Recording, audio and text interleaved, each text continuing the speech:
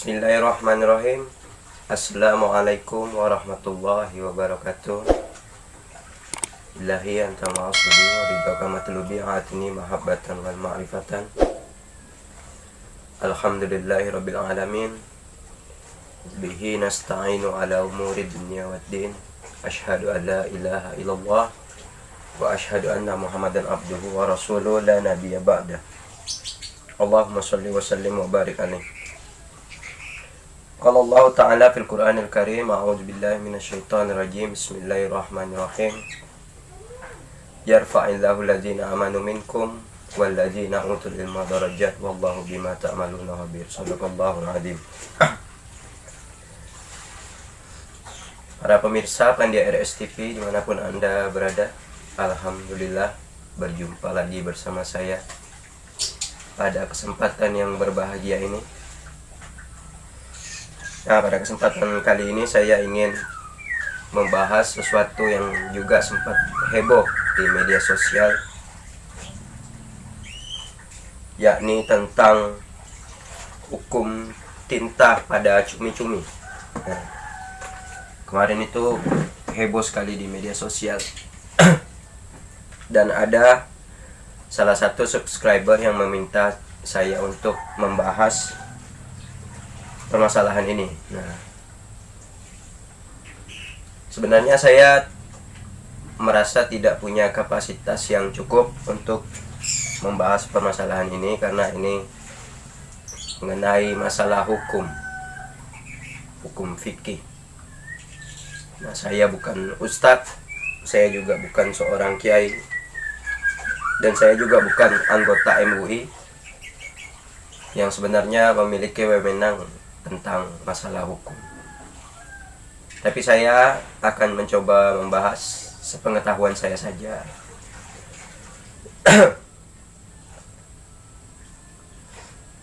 Oke, kemarin itu berita yang beredar itu adalah bahwa tinta pada sotong itu haram. Nah, sebenarnya para ulama mengatakan bahwa tinta sotong itu haram adalah permasalahan tinta itu sebenarnya najis atau tidak. Sebagian ulama berpendapat bahwa tinta itu masih subhat hukumnya, tidak jelas.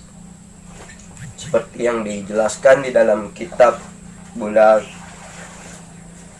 Bulghatut Tullab fi Talqisi Fatawal Anjabi. Ya, kitab yang ditulis oleh Syekh Taifur Ali Wafa.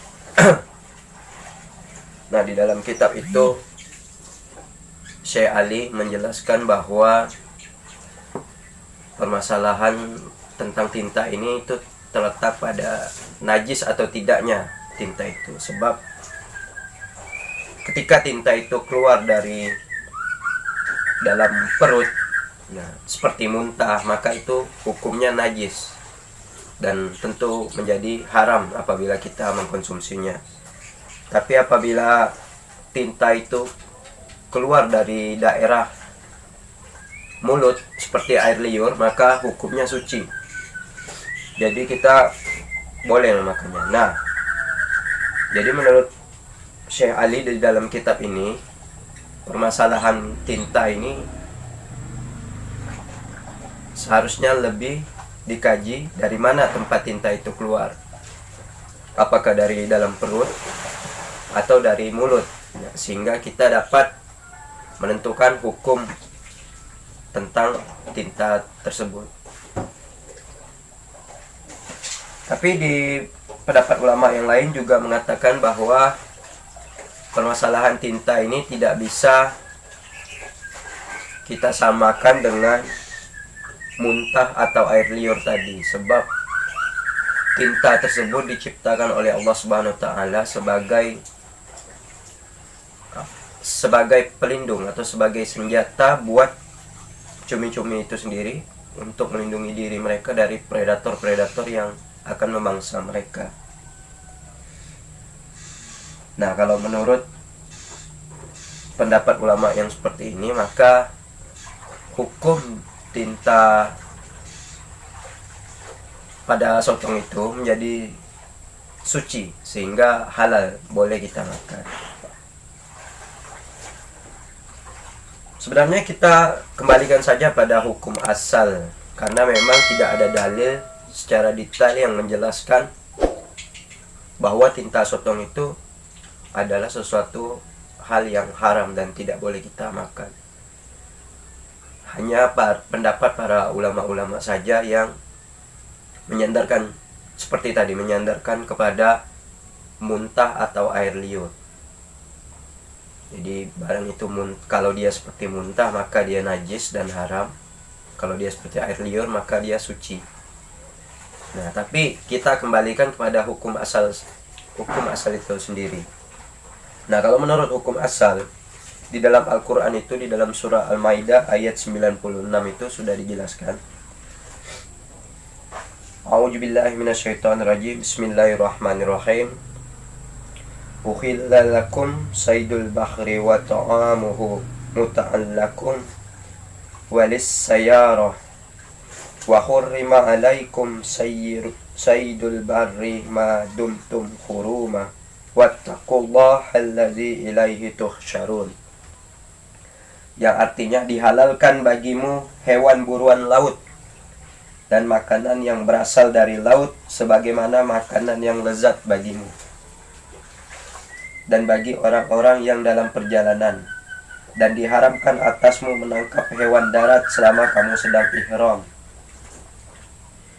dan bertakwalah kepada Allah yang padanya kamu dikumpulkan kembali. Nah, jadi kalau kita kembalikan kepada hukum asal sebagaimana firman Allah Subhanahu wa taala ini, bahwa sesungguhnya hewan yang berasal dari laut itu seluruhnya adalah halal.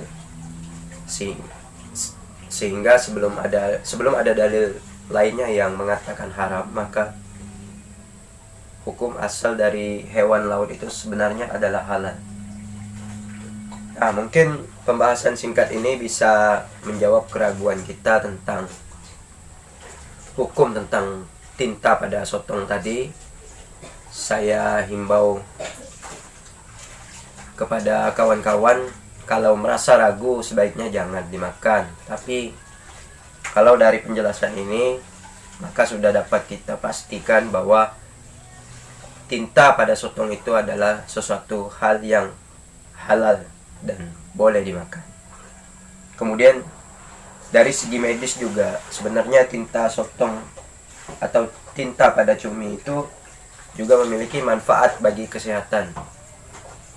Salah satu bersifat antimikroba, melawan bakteri. Kemudian bersifat antioksidan yang melawan radikal bebas.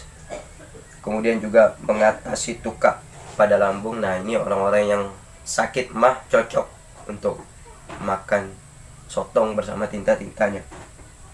Kemudian menurunkan tekanan darah. Nah, bagi orang yang darah tinggi juga baik mengkonsumsi sotong dengan tintanya. Kemudian yang terakhir itu meningkatkan kekebalan tubuh. Nah, jadi sebenarnya tinta pada sotong itu tidak hanya halal, tapi dia juga thayyib. Dan sudah sangat jelas bahwa hukum dari tinta pada sotong atau cumi itu adalah sesuatu hal yang halal dan suci.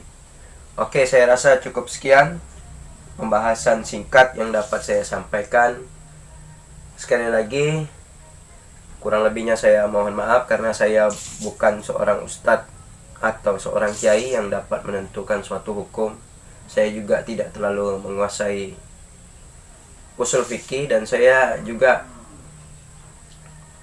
sebenarnya saya tidak terlalu suka bermain-main pada level benar dan salah, karena saya tidak bermain dalam permasalahan seperti ini.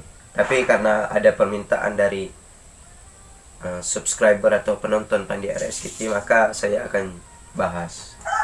Dan saya rasa pembahasan saya mudah-mudahan bisa memuaskan bagi penonton saya.